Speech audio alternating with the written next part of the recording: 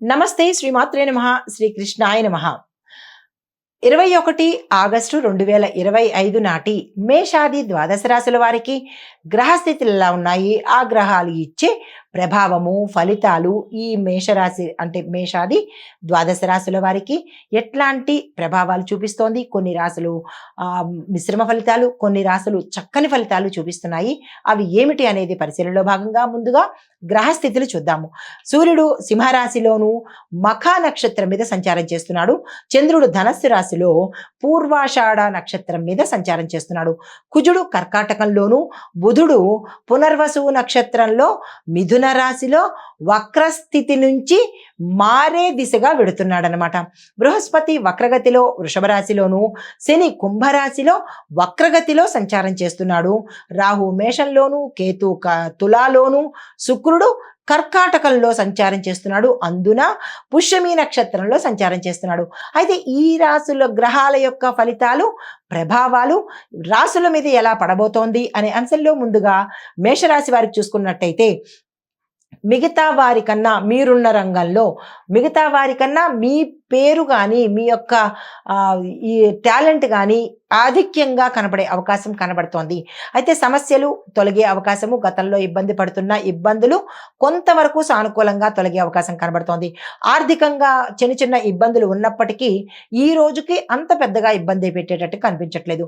ప్రయాణాలు ఏవైనా ఉంటే కనుక తప్పనిసరిగా వాయిదా వేసుకునే ప్రయత్నం చేయండి.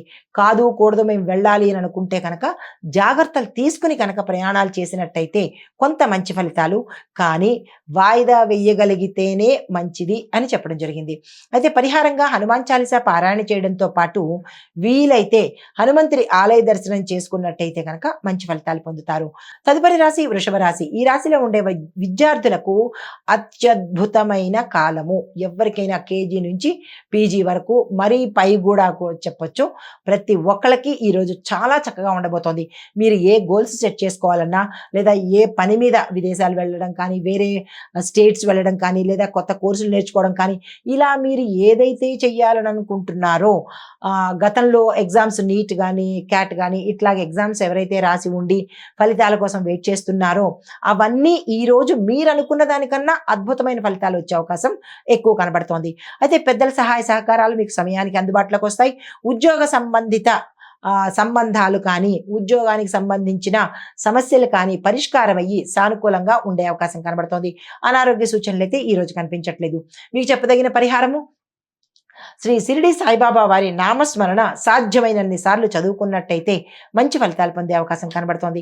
తదుపరి రాశి మిథున రాశి. ఈ రాశి వారికి ఆరోగ్యంలో కొంచెం ఇబ్బందులు తలెత్తేటట్టుగా గోచరిస్తోంది. ఎమోషనల్ డిస్టర్బెన్సెస్ కూడా చాలా ఎక్కువగా కనబడుతున్నాయి. మూడ్ స్వింగ్స్ కూడా ఎక్కువ కనబడుతున్నాయి. ఈ రోజు మీరు చాలా బ్యాలెన్స్డ్గా ఉండే ప్రయత్నం చేసుకోండి. అయితే ఆస్తి వ్యవహారాల్లో జాగ్రత్తలు తీసుకునే ప్రయత్నం చేసుకోండి. ఎక్కడ పడితే అక్కడ సంతకాలు పెట్టేసేయకుండా దేనికోసము ఏంటి అనే డాక్యుమెంట్స్ చదువుకొని వాటి మీద అప్పుడు సంతకం పెట్టే ప్రయత్నం చేసుకోండి. వీలైతే ఒకరిద్దరు సాక్షులను కూడా దగ్గర పెట్టుకుని ప్రయత్నం చేసినట్టయితే కొంత మోసపోకుండా ఉండేందుకు అవకాశం కనబడుతుంది. అయితే భూమి, గృహము, వాహనము ఈ మూడిట్లో ఏదైనా ఒకటి లేదా ఈ మూడు కూడా కొనుక్కునే అవకాశాలు ఈరోజు కనబడుతున్నాయి. ఆ దిశగా ప్రయత్నం చేసుకోండి. అనారోగ్య సూచనలు అస్సలు కనిపించడం లేదు. కుటుంబ పరంగా చాలా చక్కగా ఉండబోతోంది.